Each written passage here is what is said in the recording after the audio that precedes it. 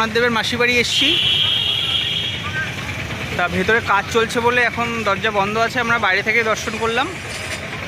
আমরা বলার রিকোয়েস্ট করার পরে ছোট দরজাটা খুলে দিয়েছিল এবং সেখান থেকে যেটুখানি পেরেছি আমরা দর্শন করলাম, ভালোই লাগলো।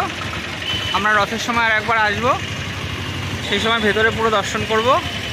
এটা জগন্নাথ দেবের মন্দিরের সূচনা কেন্দ্র, ইনফরমেশন সেন্টার, এখানে সিংহদুয়ার, ভেতরে আরও মূল মন্দির। এর মধ্যে শুধুমাত্র হিন্দুদেরই প্রবেশ অধিকার আছে। Orthodox Hindus R allowed entry inside the temple. ওপরে চাঁদ,